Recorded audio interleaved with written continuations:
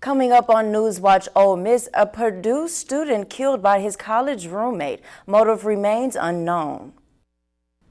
Game day is a busy day for Oxford police. We'll let you know what they're working on for next week's home game. And a tragic ending to a family kidnapping case in California. This and more coming up. NewsWatch Ole Miss starts now.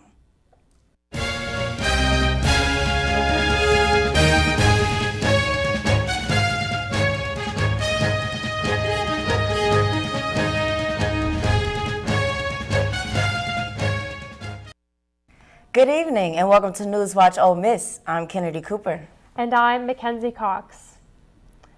The man accused of Ole Miss student Jimmy J. Lee's murder, Sheldon Timmy Harrington, has claimed that he is being wrongfully detained by the Lafayette County Sheriff's Department in a lawsuit filed this morning. In the lawsuit, he asked the court to release him on a reasonable bond after he was initially denied bond. Harrington's representation says that the allegations against him are purely circumstantial and point to a lack of evidence. This follows yesterday's filing of a writ of habeas corpus at the county's circuit court. The Oxford Board of Aldermen proposed an ordinance change on Tuesday during their regular meeting. The ban would disallow commercial businesses from using rope lighting around their buildings. Regardless of installation, rope lighting shall be deemed violation of the city's land development code and be removed if the change is approved. The alderman also considers another proposal to change the land development code that would ban the use of plastic as a material for business signs. A public meeting will be held on the proposed changes during the Aldermen's Board regular meeting on the 5th of October, the 18th at City Hall. It's no question that Oxford is party central, especially when it comes to football season and game days. But too much fun can cause problems for Rebel fans. This year, Oxford Police Department makes safety a top priority and is looking to help out those who may have partied too hard. Officers will be manning what they call safety tents on the square, where people can go and ask no questions about it, but people can help and have a safe way home. The Opd Game Days are full work days for Opd. So on game days around here, it's all hands on deck. We have people that don't normally even work on patrol or work traffic coming out and helping with game days. So we'll have our SROs that work in the schools, our detectives and code enforcement, and different units will work traffic posts and things like that on game days. And it's one of those things where we hit football season, we know that everybody here is going to be working in some capacity on the weekends on home games. The university is currently hosting the Society for Ethics Across Curriculum Conference for the first time. The conference runs from October 6th through the 8th and is bringing in two keynote speakers, Brian Berkey from the University of Pennsylvania and Jason Baer from Loyola Marymount University, to explore questions about how to engage from a moral perspective and how students can be trained to become more ethically responsible. Both keynote addresses are free and open to the public. Last week, the university celebrated the 60th anniversary of James Meredith's enrollment on campus, integrating Ole Miss. Today, NewsWatch reporter Haley Hood talked to students about what integration means to them. As we look around the University of Mississippi, it is apparent that it is diverse with students who come from many different walks of life. Integration is a key element in this. This week, I met with several students to see why they believed integration at the university is so important. Integration is very important because if you say that only one race is allowed for higher education at an institution, then you will not get talented people from other races. So for prosperity and greater interest of civilization, I think you have to be inclusive and you need diversification. For example, if there was no integration at the university, then someone from a South Asian country, wouldn't be here. So integration is really important. Integration at our university is so important because everyone deserves the same love and opportunity that we get, and this university is too great not to share with everybody.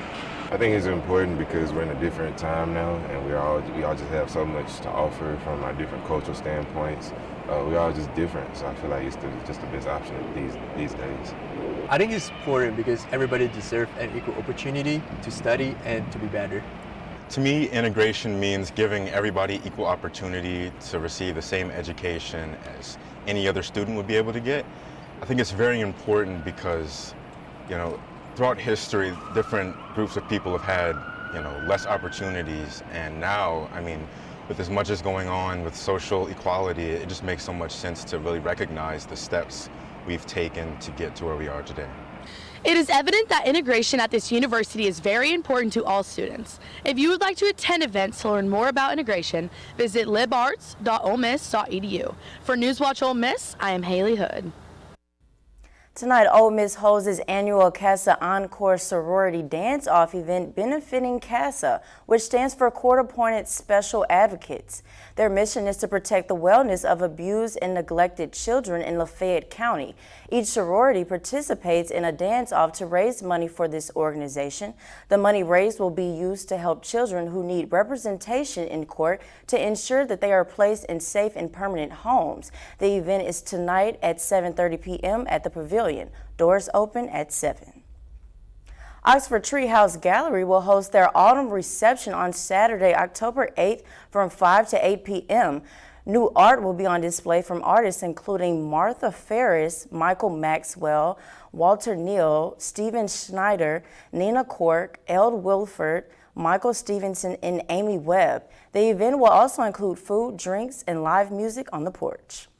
Coming up, a poll shows that the pandemic of COVID-19 has affected children's mental health. And well-known fitness brand Peloton financially may be taking a turn for the worst. More on this after. First, here is a look at your current conditions. Hey Rebels, it is a warmer day here compared to the fall temperatures of the last few days. Stay tuned for the current conditions and your 5-day weather forecast. These are more than just the sounds of a safe place to go after school. These are the sounds of interest being ignited and of mentors making an impact. At Boys and Girls Clubs, we don't do just one thing. We do whatever it takes to meet the needs of every kid who comes through those doors. Because whatever it takes is what it takes to build great futures. Great futures start here. Great having you. Incredible women. I wish they had those kind of cool careers for women when we were growing up. So in this flashback, we're all the same age? Yeah. What does everyone want to be when they grow up? If I say 2 jobs, do I get extra credit? No. I want to make immersive video games. I want to revolutionize 3D printing. I want to analyze data from the cloud. I want to be a meteor. You mean meteorologist? No. That's great, Al. Follow your dreams. For the record, I was a baby in the 70s.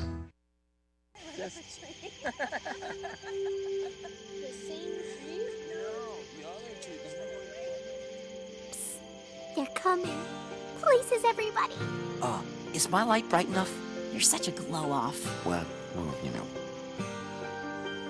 And lights. Come alive with the forest. Visit discovertheforest.org to find a forest near you. Legacy isn't just about where you're from, it's about where you're going. So where are you going? I'm going to be the first in my family to graduate. I'm going to make a difference. Just like my granddad. I'm going to make the bestseller list. And I'm going to help him get there. I'm going to win a championship. Again! I'm going to lock the vault! Hotty toddy! I'm going to take the next step. I'm going to bring them to their feet. I'm going to Ole Miss. Ole Miss. Build your legacy.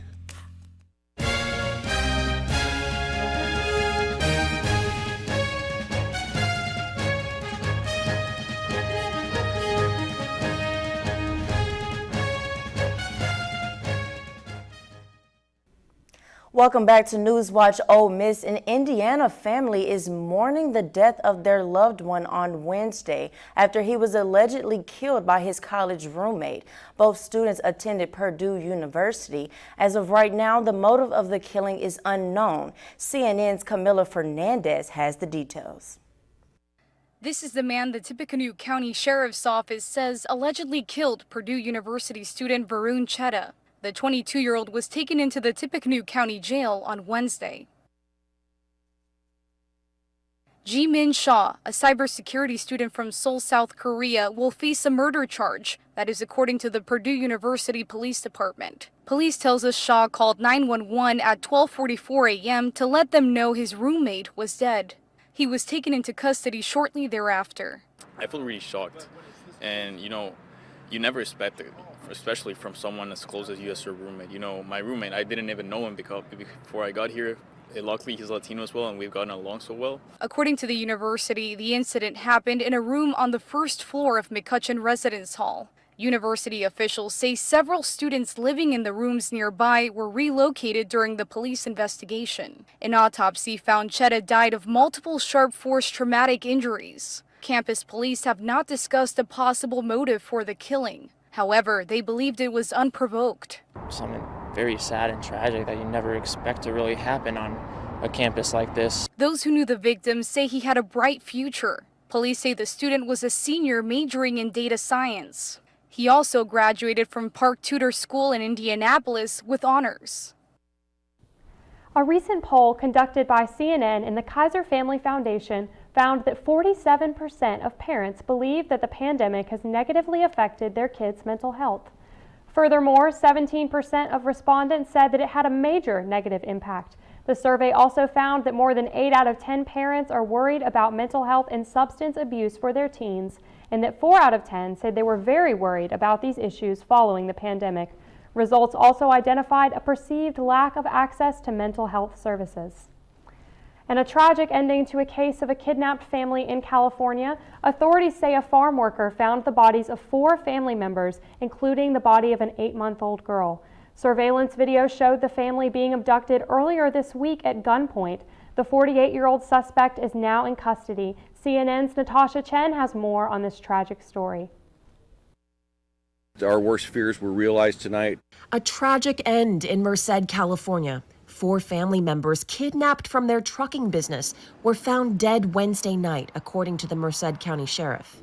It was not a farm worker, it was a fellow under contract to clean an orchard, it's harvest time, and he was out there helping with the harvest and came across them. We believe fully that our victims were deceased before we even got notified of the crime. The sheriff expressed his anger after the bodies were found. There's a special place in hell for this guy. I'm hoping our district attorney's office goes for the death penalty. I'm going to tell you that right now. I'm not going to sugarcoat it, and I would like to be there when that happens. That's how pissed I am with this. This is completely and totally senseless. A whole family wiped out, and we still don't know why. This brutal discovery comes after authorities released surveillance footage of 8-month-old Aruhi Deri along with her parents Jasleen Kaur and Jasdeep Singh and her uncle Amandeep Singh, kidnapped at gunpoint. In the video, an unidentified man is seen with a white trash bag crossing the parking lot Monday morning and following Jasdeep. He drops the trash bag and then pulls out what appears to be a firearm. Jasdeep and Amandeep are then seen with their hands tied behind their backs with zip ties, forced into a truck by the gunman. The gunman returns 6 minutes later and is seen taking Jasleen and baby Aruhi to the same truck. A suspect was apprehended on Tuesday after attempting to take his own life. Doctors had to initially sedate him given his condition. However, local authorities have started talking to the suspect and are trying to figure out a motive. An ATM card belonging to one of the victims was used in a neighboring town. Authorities there received information that the 48-year-old might be connected to the case. He is considered the sole suspect at this time and no charges have been filed, but the sheriff says others may have been involved. The sheriff says the suspect also has a criminal history. Well, I can tell you right now, in 2005, he was arrested for something very similar. He did 7 years in prison, was paroled in 2015, and then here we go again. The exercise company Peloton has announced its 4th round of layoffs this year. In an attempt to improve its bottom line, CEO Barry McCarthy says if there's no improvement within 6 weeks, it won't be able to serve as a standalone operation. 12% of the workspace has been broken down, with roughly 500 employees being let go. In August, Peloton said it lost more than $1.2 billion in revenue, which is a 30% fall from the same quarter the year before. And Twitter is now rolling out a mixed media feature that will allow users to combine videos, photos, and other visual elements within a single tweet. The feature is now live on iOS and Android, and it can be accessed by tapping the media icon and selecting what you would like to share when composing a tweet. The company says that the new feature works on all platforms.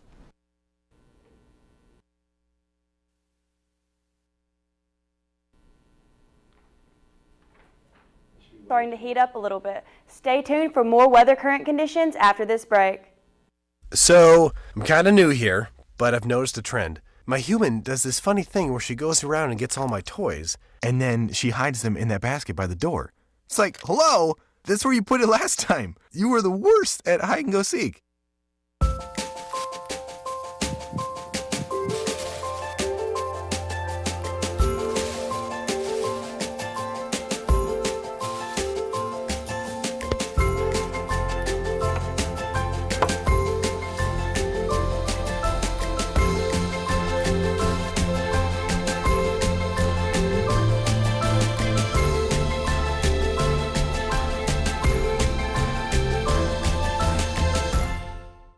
It's a beautiful day out here. Sunny today with light breezes, giving way to clouds in the afternoon. We could see some light precipitation to moderate precipitation later on, followed by powerful storm-like conditions.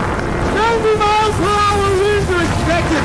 Authorities are asking everyone, stay indoors. Come on, that's it. Let's go.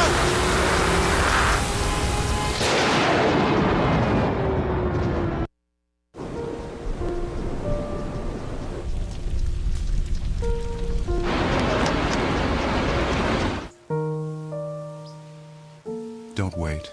Communicate. Make your emergency plan today.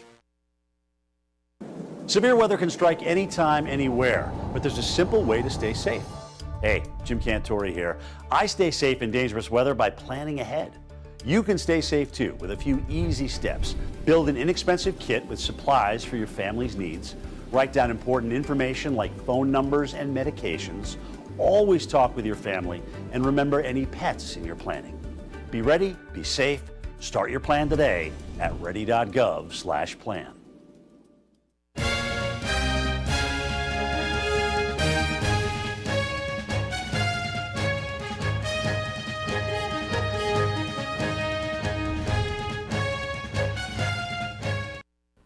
Hey Rebels, I am Mallory Edgen with your weather for today. It's certainly been a beautiful past few days here in Oxford, but it has heated up a little bit today. We currently have a temperature of 83 and sunny with winds coming in from the northwest at 7 miles per hour. Looking into our region, we're seeing much of the same thing. Starting with South Haven, we have a temp of 83. We have the same in Oxford. We have 82 at Holly Springs, 81 at Corinth, and then topping us out at Tupelo, we have a high temp of 86. Now let's take a look at tonight. It is going to drop quite a bit. We are seeing a temp of 52, mainly clear skies and winds coming in from the north at 5 to 10 miles per hour. It is going to be quite a nice night out, but if you are planning on going out, I would definitely bring a jacket. Moving along to tomorrow, we are seeing the same thing again. We have a temp of 83, mostly sunny and winds coming in from the north at 10 to 15 miles per hour. Now let's take a look at our region again. Our temperatures are pretty consistent across the board. We have 81 in South Haven, 83 in Oxford, 80 in Holly Springs, 82 in Corinth, and then topping us out again in Tupelo, we have a high temperature of 76. Now let's take a look at our 5-day weather forecast. It looks like it's going to be a pretty decent week here in Oxford. Starting with tomorrow, we have a high of 83 and a low of 47. Saturday, we have a high of 72 and a low of 40. On Sunday, we have a high of 74 and a low of 45. Monday, a high of 81 and low of 49. And then on Tuesday, we have a high of 84 and a low of 52. Now let's take a look at our game day forecast. It looks like it's going to be perfect weather for football this Saturday. At 8 a.m. we're going to have a temperature of 49, and then by 3 p.m. it is going to reach 70 degrees. Kickoff is at 11 a.m. and we are going to have a temperature of 63. So you all make sure to go out and enjoy the game with family and friends, and that's all I have for weather today. I hope you all have a great weekend and hotty toddy. And coming up, the football team is traveling to Nashville to take on Vanderbilt this weekend, and the volleyball team will also be in action. I'll have that and more up next in sports. Your legacy takes time, takes dedication, spirit, and a greater vision. That vision starts here at the University of Mississippi. What will you be remembered by? Your character, your contributions, your friendship. Your legacy will define who we are now and who we are becoming for our state, our students, and our future. Ole Miss, build your legacy. Bring it.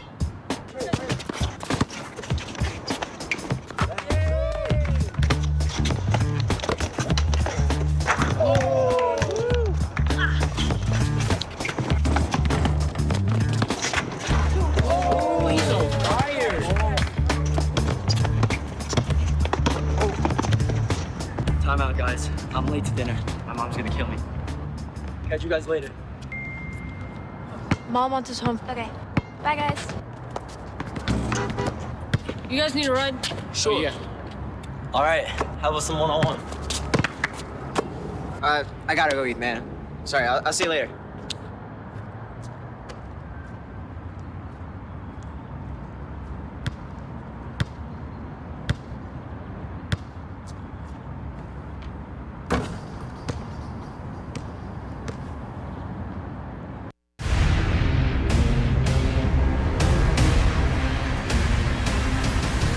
Ole Miss 18th NCAA tournament appearance.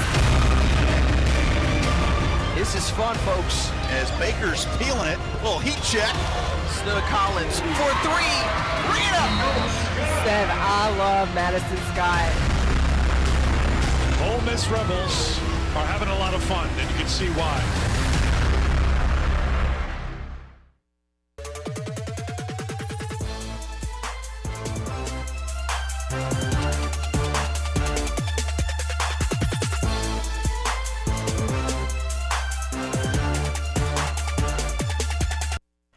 The Ole Miss football team is headed to Music City this weekend to play Vanderbilt.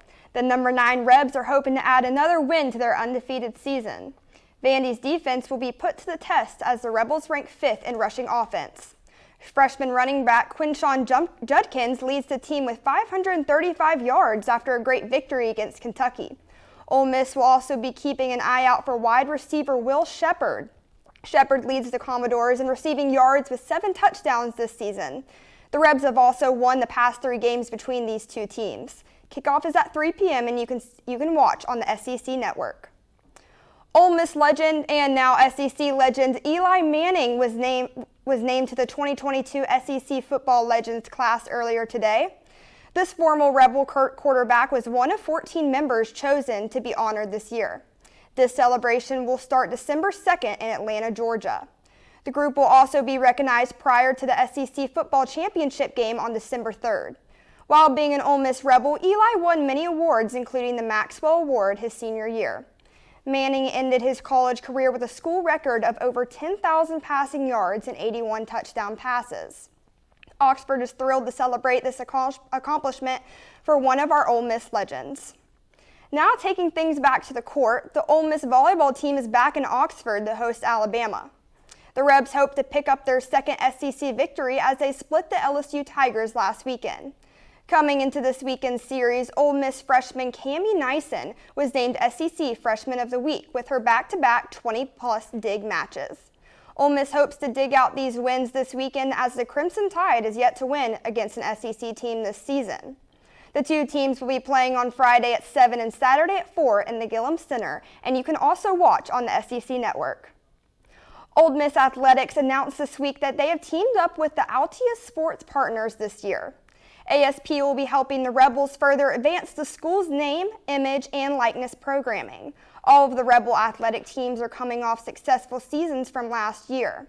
With Ole Miss baseball winning its first national title and 16 out of the 18 varsity teams participating in the postseason play, the Rebs are looking to improve even more with Altius.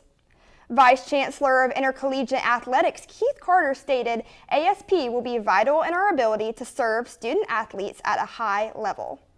Now let's go back to the field because Thursday night football is back on tonight.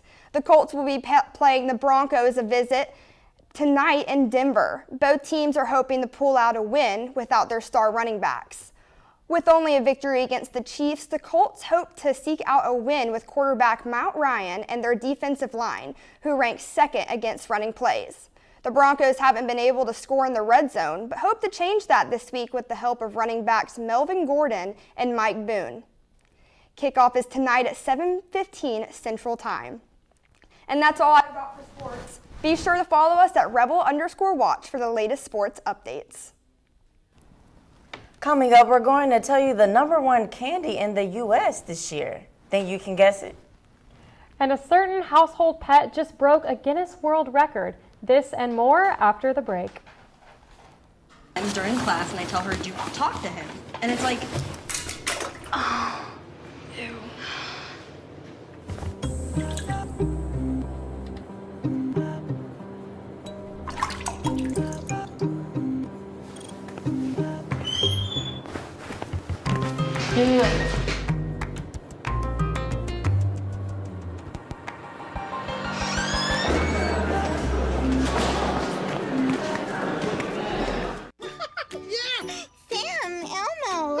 Julia, are you ready to play band with us? I'm gonna play my clarinet. And Elmo's gonna play his drum. Drum loud. Oh, well, you know what to do, Julia. Julia knows. With Julia's autism, loud sounds can be too much. But she still loves to make music. Play band. Early screening for autism can make a lifetime of difference. Find out more at screenforautism.org.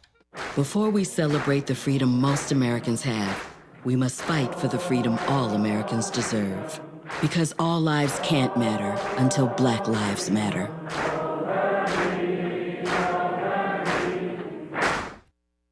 We're all just trying to keep things running for those who rely on us. Ready! That's why we don't have time to be sick with the flu. And especially this year, no one has time to get sick. Get a flu shot for yourself and those around you too. We are Ole Miss Rebels. As Mississippi's flagship university, we dig deeper, see farther, work harder. We pioneered human organ transplants. We helped prove Einstein's theory of gravitational waves. We are distinguished as a Carnegie R1 top 2.5% research institution. We are Ole Miss, transforming lives and the world.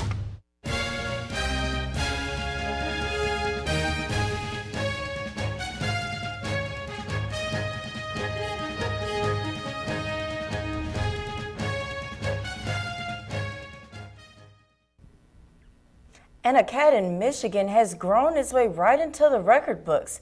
This is Finner, a Guinness World Record-breaking cat at 18.8 inches tall. Right now, he is the tallest living domestic cat in the world. His owner, Dr. William Powers, says that despite his size, Finner loves being held like a baby. The cat follows in the footsteps of his older brother, Articus, who is also a world record holder for tallest domestic cat at more than 19 inches tall before he died back in 2017. Dr. Powers says that his pet makes great therapy cats for the patients in his office. And with Halloween right around the corner, CandyStore.com has all interactive map of all 50 states' favorite Halloween candy. Right now, nationwide, the most popular Halloween candy is Reese's Cups, followed by Skittles in second place and M&M's taking third place. And here in Mississippi, taking first place is Three Musketeers. The National Retail Federation estimates U.S. consumers will shell out about $3.1 billion on Halloween candy this year. That's all for tonight for NewsWatch Ole Miss. I'm Kennedy Cooper. And I'm Mackenzie Cox. Be sure to follow us on social media, and we'll see you again tomorrow at 5. Thank you, and good night.